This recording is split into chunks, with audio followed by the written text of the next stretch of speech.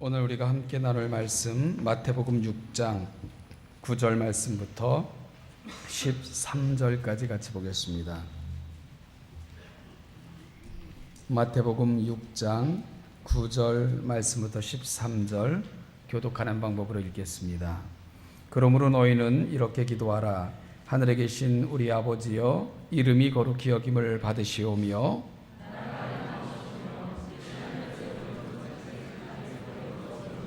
오늘 우리에게 일용할 양식을 주시옵고 같이 읽겠습니다. 우리를 시험에 들게 하지 마시옵고 다만 악에서 구하시옵소서. 나라와 권세와 영광이 아버지께 영원히 있사옵나이다. 한 주간의 시작, 특별히 온 민족이 함께 즐거워하는 명절로 또 이렇게 시작하게 하신 것을 감사합니다. 하나님 아버지, 먼저는 예배를 통해 한 주간에 시작하는 우리의 마음을 잡을 수 있게 도와주시고 또 은혜로 한 주간도 살아내게 하옵소서. 그리고 받은 은혜를 통해 우리가 많은 사람들을 만나게 될 텐데, 만나는 사람들에게 이 은혜를 전하고 기쁨의 이유와 감사와 행복의 이유들이 되어줄 수 있는 아름다운 신천의 성도들이 되게 하여 주시옵소서. 먼 길을 오고 가는 우리 교우들의 발걸음을 하나님께서 세밀하게 살펴주시기를 소망하고, 만남으로 인하여 피곤하거나 지치지 않게 도와주시고, 만남을 통해 기쁨과 또 행복이 넘쳐나는 매 순간들이 되게 하여 주시옵소서. 한 주 동안도 교회에게 맡겨진 일들 잘 감당할 수 있게 도와주시고, 무엇보다도 우리가 신천의 이름으로 살아가는 모든 삶 속에 하나님의 영광을 드러낼 수 있는 귀한 자녀들이 되게 하여 주시옵소서. 말씀을 나누겠습니다. 전하는 자나 듣는 자에게 동일한 깨달음 주시고 이 말씀 붙들고 함께 승리하는 우리 신천교회 성도들이 되게 하여 주시옵소서. 감사드립니다. 예수님의 이름으로 기도하옵나이다. 아멘. 우리를 골방으로 초대하시는 하나님의 마음은 우리를 전 인격으로 만나기를 소망하시는 그분의 마음이다, 이렇게 말씀을 드렸습니다.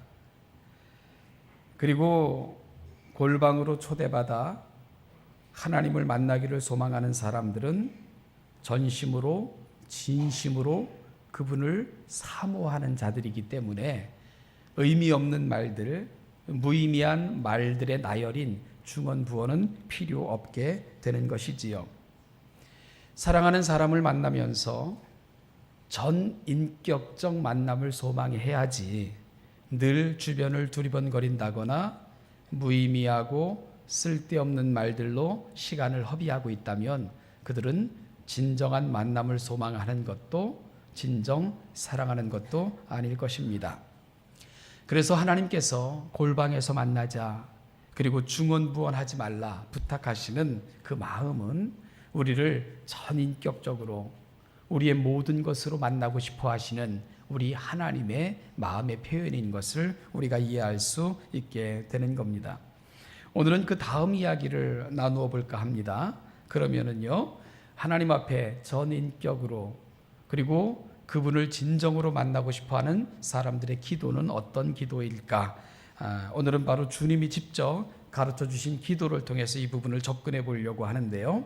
주님이 직접 가르쳐 주신 기도라 해서 The Lord's Prayer라고 하고 주님의 기도 혹은 주기도문, 우리가 그렇게 읽었지요. 오늘 그 부분을 좀 다루어 보도록 하겠습니다.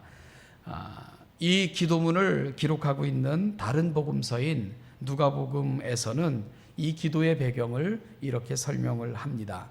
주님이 이 기도를 제자들에게 가르쳐 주신 그 배경을 설명해 내는데요.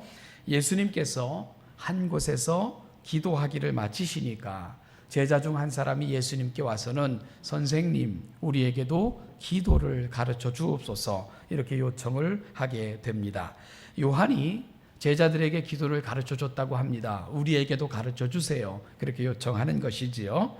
그러자 예수님께서 그 요청을 받고는 제자들에게 가르쳐 주신 기도가 바로 오늘의 이 기도가 됩니다. 그러니까 주기도문은 주님께서 가르쳐 주신 기도의 샘플과 같은 것이라 이렇게 말씀드릴 수가 있습니다. 그래서 2세기에 교부인 터툴리아는 이 주기도문을 모든 복음의 요약이요 기도 중에 정수이고 기도를 가르쳐주는 기도라 이렇게 찬사를 보냈고요. 루터는 주기도문은 기도의 알파벳이라 이렇게 부르기도 했습니다.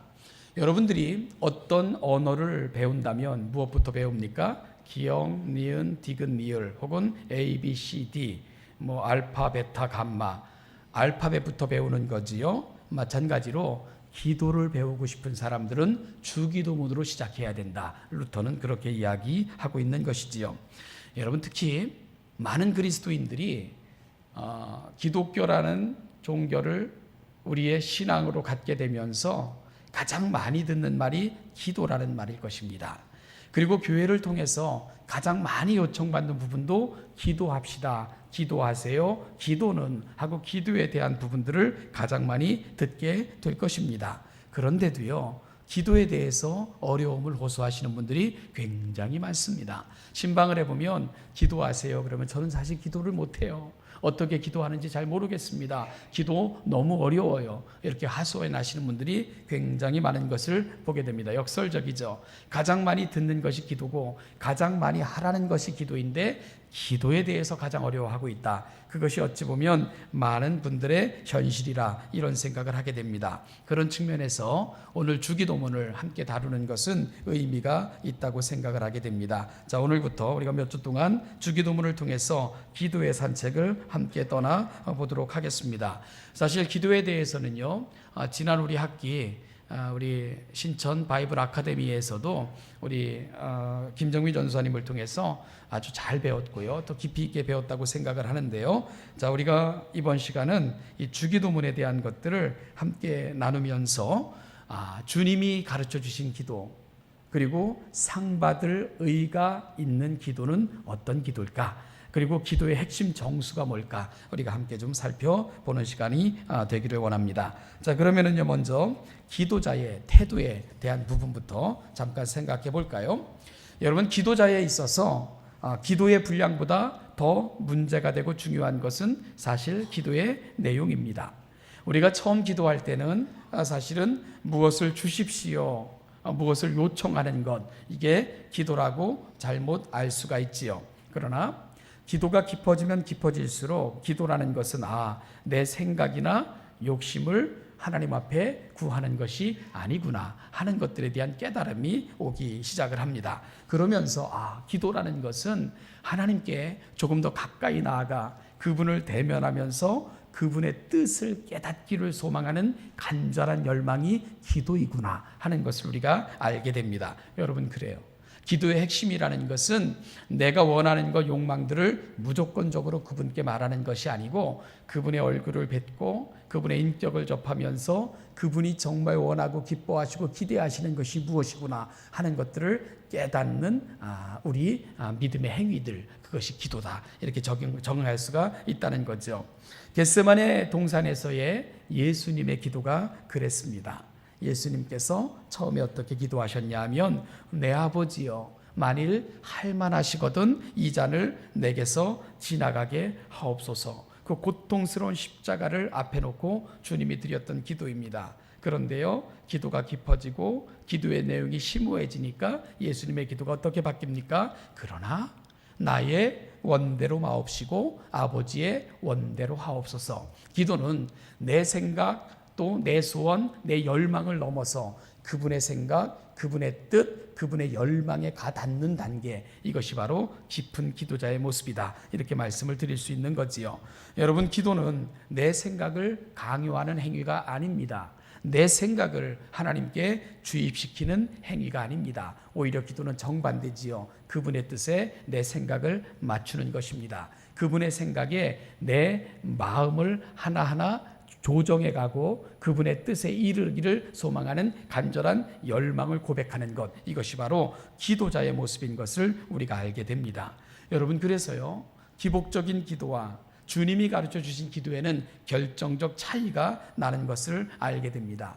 기복적인 기도, 무엇을 달라 요청하고 떼쓰고 안 되면 실망하고 그런 기도를 계속하면 우리 인격이 성장하지를 않습니다. 우리 신앙도 고결해지지 못합니다. 그런데 우리 주님이 원하시고 기뻐하시는 기도, 그리고 하나님이 원하시는 것들을 찾아가는 이런 구도자의 기도를 드리다 보면 우리가 하나님의 마음을 이해하게 되고요, 그분의 기쁨을 사모하게 되고 우리가 어떻게 하나님 앞에 서야 될 것인가 하는 것들을 고민하게 되는 거지요. 그래서 깊은 기도자의 마지막 단계는 원숙한 신앙의 모습으로 나타나게 되는 겁니다. 여러분, 기도를 많이 한다, 깊은 기도를 드리고 있다, 그 증거는 바로 깊은 신앙의 인격으로 나타나야 되는 겁니다. 기도가 깊어진다, 기도하는 시간이 길어진다 할 때요, 그것은 아집스럽고 고집스러워지는 것이 아닙니다. 여러분, 깊은 신앙의 단계, 깊은 신앙의 인격으로 깊은 기도, 많은 기도는 드러나게 돼 있는 것을 우리가 알게 됩니다. 그러니까 깊은 신앙의 인격은 깊은 기도, 많은 기도의 열매인 것을 우리가 고백할 수 있게 되는 거지요. 자, 그러면은요, 이제 본격적으로 주기도문을 좀 살펴보도록 하겠습니다. 우리가 주기도문 그러면 다 암송하시니까요. 주기도문은 크게 네 부분으로 나뉠 수가 있습니다. 첫 번째는 부름의 말입니다. 즉 기도의 대상이 누구인가에 대한 분명한 언급이지요. 바로 하늘에 계신 우리 아버지요. 이 부분이 바로 기도의 대상에 대한, 기도의 대상의 부름을 지칭하는 그러한 부분이고요. 두 번째 부분은 하나님의 뜻을 위한 간구로 세 가지 기도 제목이 나옵니다. 첫 번째는 이름이 거룩히 여김을 받으시오며, 또한 나라가 임하옵시며 뜻이 하늘에서 이룬 것 같이 땅에서도 이루어지이다. 이 부분이 하나님의 뜻을 위한 간구의 부분입니다. 그리고 셋째 부분은 우리를 위한 간구인데요, 이 부분에 해당하는 것은 오늘 우리에게 일용할 양식을 주시고 우리가 우리에게 죄 지은 자를 사하여 준 것 같이 우리의 죄를 사하여 주옵시고 우리를 시험에 들게 하지 마옵시고 다만 악에서 구하옵소서. 이것이 바로 우리를 위한 간구 부분입니다. 그래서 우리가 두 번째 부분, 하나님을 위한 간구 부분을 볼 것 같으면은 항상 간구의 내용 뒤에는 소라는 헬라어, 당신의라는 말이 항상 붙어 있는 것을 알 수가 있게 되고요. 세 번째 부분인 우리를 위한 간구 부분을 보면 헬라어로 헤몬이라는 우리들의, 당신들의 이런 우리들의라는 1인칭 복수형 소유격이 항상 사용되고 있는 것을 우리가 볼 수가 있게 됩니다. 그래서 두 번째 부분을 당신을 위한 간구라고 이름 붙이기도 하고요, 세 번째 부분은 우리를 위한 간구라 이렇게 이름 붙이는 이유가 바로 그것입니다.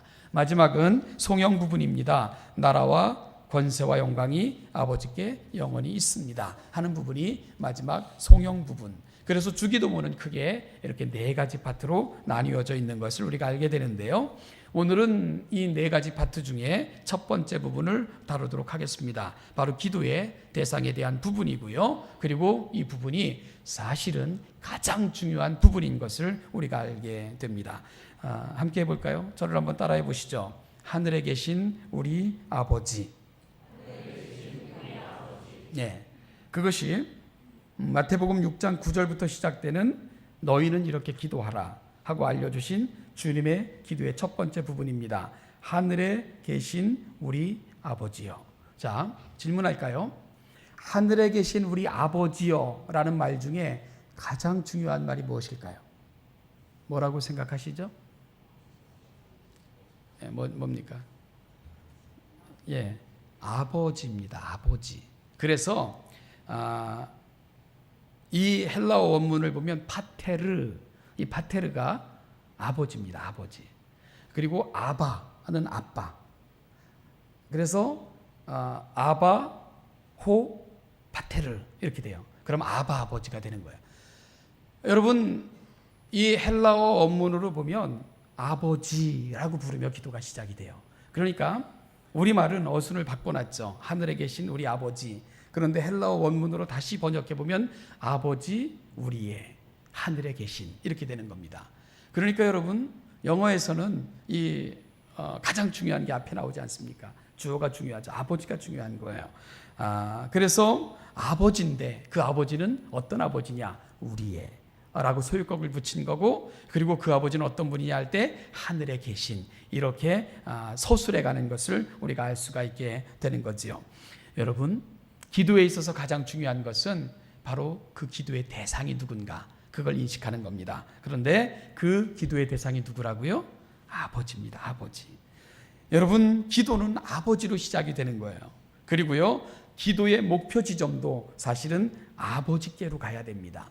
그러니까 아버지를 부르고 기도하는 가운데 그 아버지를 만나고 결국은 아버지의 기쁨이 되겠습니다 하고 마치는 것, 이것이 바로 기도입니다. 그러니까 기도에서 아버지가 빼지면 그 기도는 아무 의미가 없는 거다, 그렇게 말씀을 드릴 수가 있어요. 여러분, 아버지는 아버지인데 누구의 아버지라고요? 우리 아버지, 우리의 아버지. 그런데 그 아버지는요, 남의 아버지가 아니라 우리 아버지예요. 그런데 그 아버지는 어떤 분이시라고요? 하늘에 계신 우리 아버지. 그러니까 하늘에 계시는 그분의 속성을 표현하고 있는 겁니다. 자, 하늘에 계신이라고 할 때 하늘이 어디일까요? 하나님은 어디 계실까? 많은 사람들이 이 부분에 대해서 궁금해했습니다. 헬라어로 우라노스인데 영어로 이 우라노스, 오늘 본문에 나오는 하늘을 heaven이라고 표현을 했어요. Our Father in heaven, 그렇게 번역을 했습니다. 일반적으로 영어에서는 그냥 공간을 가리킬 땐 heaven이라는 말을 안 쓰죠. sky라는 말을 씁니다. 그런데 영어 번역에서도 이 우라노스라는 말을 heaven으로 번역한 데는 그만한 이유가 있는 겁니다. 하나님이 계신 공간, 그거는 어떤 일정한 공간, 이걸 가리키는 말이 아니라는 것을 분명히 알 수가 있게 되는 거죠. 그러면 우리 아버지인데 그분은 하늘에 계시다 할 때 그 하늘이라는 말, 그것은 어떤 말일까요? 우리가 그 힌트를 우리가 좀 찾아볼 수가 있게 되는데요. 우리가 하나님의 뜻을 구하는 기도 중에 보면 어떻게 기도하고 있냐면 이름이 거룩히 여김을 받으시고 나라가 임하옵소서, 그리고 하나님의 뜻이 이 땅에서도 이루어지기를 원합니다, 이렇게 기도하고 있지 않습니까? 자, 여러분, 여기서 말할 때 나라가 임하시고 할 때 그 나라라는 개념이 어떤 지역적인 일정한 공간을 의미하는 것이 아니라 하나님의 전체적 통치를 의미하는 개념이다. 이제 우리가 그렇게 이제 말씀을 나누게 될 것인데요. 그렇게 치면 여기서 말하는 heaven, 즉 하나님은 우리 아버지신데 그분은 하늘에 계시다 하고 이야기할 때 여기서 말하는 하늘은 하나님이 창조하신 모든 창조세계, 그러니까 모든 전 우주를 가리키는 말로 설명하시는 것이 맞습니다. 그래서 하늘에 계신다는 말을 나라가 임하옵소서 하는 말과 연관지어서 해석을 해볼 것 같으면 오늘 주님께서 우리 아버지인데 그분은 하늘에 계십니다 하고 표현하는 것은 우리 아버지는 온 우주 만물을 창조하신 분이실 뿐만 아니라 지으신 모든 창조 세계를 다스리시는 통치의 아버지이십니다, 이 사실을 가르치고 있는 것을 우리가 알게 되는 것이지요. 그래서 이 사실을 발견한 시인은 이렇게 고백을 합니다. 여호와께서 이같이 말씀하시되 하늘은 나의 보좌요 땅은 나의 발등상이니. 그러니까 온 우주, 하나님은 일정한 공간에만 거하시는 분이 아니라 지으신 모든 세계 위에 충만하시고 그 세계를 다스리시는 분이 하나님이십니다, 시인은 이렇게 고백을 했고요. 솔로몬이 아름다운 성전을 건축을 했습니다. 그리고 성전을 하나님께 봉헌하면서 그가 하나님 앞에 기도하는 중에 이런 기도를 드립니다. 하나님이 참으로 땅에 거하시리이까 하늘과 하늘의 하늘이라도 주를 용납지 못하겠거늘 하물며 내가 건축한 이 전이 오리까. 솔로몬은 하나님의 집을 지어드린다고 성전을 건축을 했습니다. 그리고 그 성전을 하나님께 봉헌합니다. 그런데 봉헌하면서도 이 솔로몬이 분명히 알았던 것은 뭐냐 하면 하나님은 일정한 공간에 제한되어 거하시는 분이 아니라는 사실을 분명히 고백하고 있는 거지요. 이 땅 아니면 하늘의 하늘들이라도 하나님의 거처로는 부족하다, 이것이 바로 솔로몬의 기도였던 것을 우리가 볼 수가 있게 됩니다. 시편 115편 3절에서 시인은 이렇게 고백을 하지요.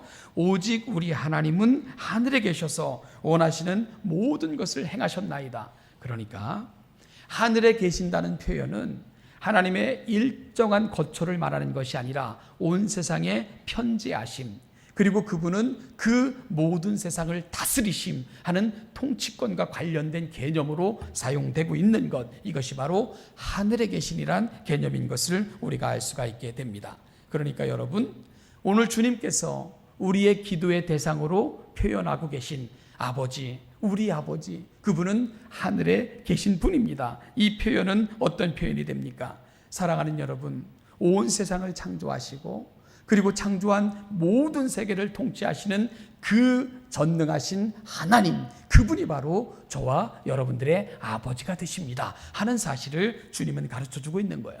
특별히 마태는 그의 복음서를 통해서 하나님의 무한하신 사랑과 은총을 그분의 초월성과 절묘하게 결합시켜서는 하늘에 계신 하나님께서는 아버지가 되심으로 그 아버지는 자녀들에게 무엇이 필요한지를 너무나도 잘 아시는, 온 우주 만물을 통치하시는 지혜로우신 하나님, 그분이 바로 우리 기도의 대상 되시는 우리 아버지이십니다 하는 것을 표현해내고 있는 것을 우리가 알 수가 있게 되는 겁니다. 우주를 만드시고 또한 전지하셔서 지금도 놀라운 지혜로 온 우주 만물을 통치하시는 하나님, 그런데 주님은 기도와 관련하여 이 하나님을 저와 여러분들에게 소개하고 있는 겁니다. 우리의 기도의 대상 되시는 우리 기도의 대상이 누구신 줄 아느냐? 너희들이 누구에게 기도하고 있는 줄 아느냐? 아버지께 구하는 거야. 그런데 그 아버지는 다른 누구의 아버지가 아니라 우리의 아버지이시며, 이 아버지가 누군 줄 아느냐? 온 우주 만물을 창조하시고 그 온 우주 속에 편지하시면서 지혜로 온 세상을 통치하시는 바로 영광스러운 그분이 바로 우리가 기도 중에 부르는 우리의 아버지란다. 주님은 그 사실을 우리 가운데 확인시켜주고 있는 것입니다. 여러분, 이 감격을 경험하시기를 바랍니다. 이 우주와 세계를 만드신 하나님, 지금도 놀라운 지혜로 이 세상을 통치하시는 그 우주의 하나님, 그분이 바로 우리의 아버지이십니다. 기도는 바로 그 감격스러운 자리로 나아가는 세상에서 가장 신비한 행위라는 것을 이해할 수 있는 이 아침이 되시기를 축원합니다. 우리가요, 이 어떤 역사적인 증거들, 자료들을 보면 이 고대인들, 특별히 헬라인들도 그랬는데요, 이들은 생각하기를 신은 우리와 멀리 떨어져 있는 존재라고 생각을 했습니다. 그래서 이 신을 만나는 것도 어려웠고요. 그리고 이 신을 불러내려면 거기에 합당한 어떤 정성이 있어야 된다, 이렇게 생각했던 것이 바로 그들의 신에 대한 관념이었습니다.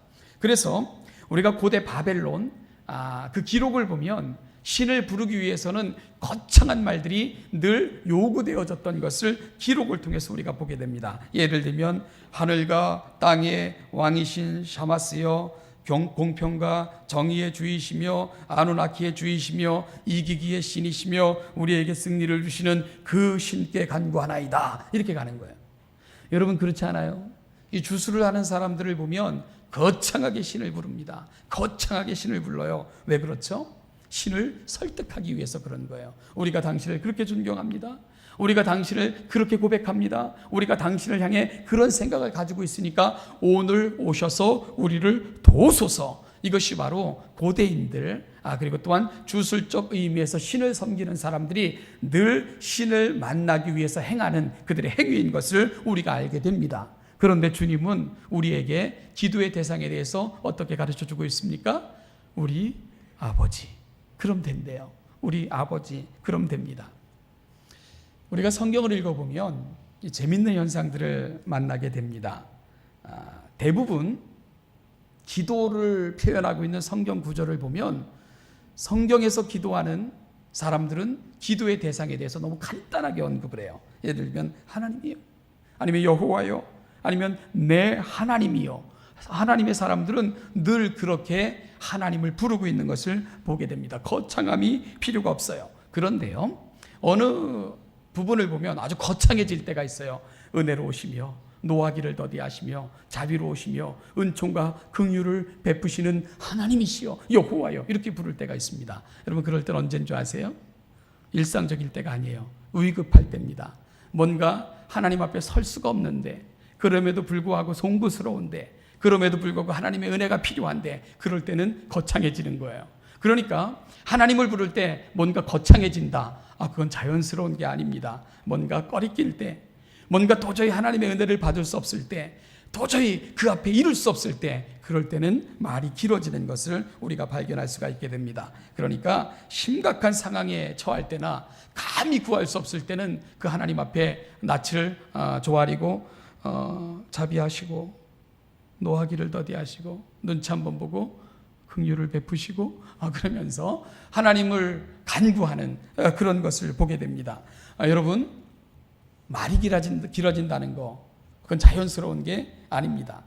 자녀가 부모에게 와서 아빠 나 이것 좀 사줘요 하면 되지. 연봉이 많으시고 잘생기시고 남자다운 기상과 대범함을 지니신 우리 아버님이시여 이러지 않잖아요. 그러면 아버지가 그러죠. 미쳤나? 그럴 겁니다. 사랑하는 여러분, 기도라는 거 가장 중요한 건 신뢰입니다. 내가 누구에게 기도하고 있다. 그래서 긴 말이 필요하지 않는 거예요. 아버지, 그럼 되는 겁니다. 그래서 주님께서는 기도의 대상을 가르쳐 주면서 우리 아버지, 그럼 되는 거다. 그 아버지가 어떤 분인 줄 아느냐, 그렇게 설명해 내는 것으로 우리 주님은 기도를 가르쳐 주고 계신 것을 우리가 알 수가 있게 됩니다. 자, 그런데요, 여러분, 우리가 기도를 시작하면서 가장 중요한 것이 그분이 누군가, 나와 여러분과의 관계 속에서 아버지다, 이렇게 말씀을 드렸습니다. 그런데 한 가지 분명히 짚고 넘어갈 것이 있지요. 하나님을 누가 아버지라 부를 수 있는가? 그 부분 아니겠습니까? 길가에 지나가는 아저씨를 붙들고 아버지, 누구에게나 그렇게 부를 수 있는 것 아니지 않습니까? 아무리 능력이 많고 돈이 많아도 그분이 나와 관계가 없다면 그분에게 아버지라 부르며 도움을 요청할 수 없잖아요. 그러면 누가 하늘에 계신 그 하나님을 향해 내 아버지라고 부를 수가 있는가? 갈라디아서 4장 6절에서 사도 바울은 이렇게 고백합니다. 너희가 아들인 고로 하나님이 그 아들의 영을 우리 마음 가운데 보내사 아바 아버지라 부르게 하셨느니라. 아바 호파테르, 그런 얘기입니다. 로마서 8장 15절에서도 비슷한 고백을 들려줍니다. 너희는 다시 무서워하는 종의 영을 받지 아니하였고 양자의 영을 받았으므로 아바 아버지, 아바 호파테르라고 부르느니라. 여러분, 아바는 우리말로 다시 번역을 하면 아빠 정도가 됩니다. 아주 친근한 영어로 dad라는 말이 되는 거예요. dad 그러니까 죽었냐 그러던데, 여러분, 아빠라는 말이 되는 거예요. 파테르라는 말을 우리말로 번역하면 아버지 정도가 되는 거예요. 그러니까 아바 호파테르, 그렇게 부를 수 있게 됐다 하는 건 뭐냐 하면 아버지께 나아가 너무 감격스러워서 아빠, 아버지, 우리와의 관계인데 더 친근함으로 아빠 하고 달려가는 그 어린아이의 심정처럼 하나님을 부르게 됐다. 이 감격을 사도 바울이 우리에게 소개하고 있는 겁니다. 여러분, 누가 이 큰 감격으로 하나님을 향해 아버지라 부르며 그것도 부족해서 아빠라고 부르며 달려나갈 수가 있는가? 갈라디아서에서는 하나님께서 아들의 영을 보내주신 사람만이 그 하나님을 향해 아빠, 아버지라 부를 수 있다고 설명하고 있습니다. 로마서에서는 우리가 양자의 영을 받았기 때문에 하나님을 향해 아빠, 아버지라 부를 수 있다고 그렇게 소개하고 있습니다. 여러분, 갈라디아서나 로마서의 구절에는 공통점이 하나가 있습니다. 그것은 바로 우리 신분에 대한 언급입니다. 누가 하나님을 아버지, 그것도 부족해서 아빠라고 부를 수 있는가? 아들된 신분을 얻은 사람들만이 그 하나님을 아버지라 부를 수 있고 아빠라고 달려갈 수 있다, 그렇게 설명을 하고 있는 겁니다. 아들이라는 신분을 얻게 된 우리는 하나님께서 그 아들의 영을 보내주셨고 우리를 양자 삼으신 양자의 영을 보내주셨기 때문에 우리 신분이 바뀌게 된 겁니다. 하나님의 거룩한 아들, 하나님의 거룩한 자녀로 우리의 신분이 바뀌게 된 것이지요. 그리고 우리의 신분이 바뀌게 된 그 결정적 사건이 바로 십자가 사건인 것입니다. 우리가 십자가 앞에 나아가 우리의 죄됨과 우리 힘으로는 구원받을 수 없음을 고백하며 아버지 앞에 나아가 그 예수 그리스도의 도우심을 얻고 우리가 그 예수 그리스도 앞에서 그 도우심을 간청할 때 하나님께서는 우리에게 아들의 영, 양자의 영을 보내주시게 되는 것입니다. 그러면 우리가 아들이 됐다는 거, 우리가 아들의 영, 양자의 영을 받았다는 그 결정적 증거가 무엇이냐? 그것이 바로 아바 호파테르, 다시 말하면 아바 아버지라 부르게 됐다는 그 사실이 우리에게 양자의 영이 임했고 우리에게 또한 아들의 영이 임했다는 것을 증거해 주는 증거라고 사도 바울은 말씀해 주고 있는 것입니다. 여러분, 그래요. 누구나 기도할 수 있습니다. 누구나 하나님 혹은 주님 이렇게 부르고 기도할 수 있습니다. 그러나 누구나 그 하나님을 아빠 아버지라고 부를 수 있는 것은 아닙니다. 누구나 그 주님을 향해서 내 모든 삶의 근거라고 고백할 수 있는 것은 아닙니다. 여러분, 그래요. 우리가 하나님을 부르면서 아빠 아버지라고 부르며 감동이 없고 바로 그 사실을 부름에 있어서 어색하다면 우리는 근원적인 것부터 돌아볼 수 있어야 됩니다. 내가 양자의 영을 받았다. 내가 하나님의 아들의 영을 받았다. 그래서 내 신분이 하나님의 아들로 바뀌었다. 그러면 그 결정적 증거가 뭐냐면 하나님을 부를 때 아빠 아버지라 부르기에 아무런 꺼리낌이 없는 겁니다. 너무너무 자연스럽게 그 하나님을 아빠 아버지라고 부를 수 있는 것입니다. 그것이 바로 내 안에 양자의 영, 내 안에 아들의 영, 그러므로 내 신분이 변했다는 것을 결정적으로 증거해 주는 증거라고 사도 바울은 소개해 주고 있는 것이지요. 사랑하는 여러분, 성령으로 말미암아 이 거룩한 영을 소유하지 않고는 그 누구도 하나님을 가리켜 아빠 아버지라 부를 수 없습니다. 바로 우리가 하나님을 향해 내 사랑하는 아버지, 내 아빠 되시는 하나님 이렇게 부를 수 있다는 건 그것은 바로 우리가 아들이 되었다는 결정적 증거로 사도 바울은 제시해 주고 있는 것이지요. 사랑하는 신천교 성도 여러분, 기도의 위대성과 신비를 깨달을 수 있기를 소망합니다. 기도는요, 바로 하나님이 내게 누구이신가를 확인시켜주는 시간입니다. 정말 하나님이 내 아버지시구나, 정말 하나님이 아빠 아버지시구나 하는 그 사실을 확인시켜주는 사건, 그것이 바로 기도입니다.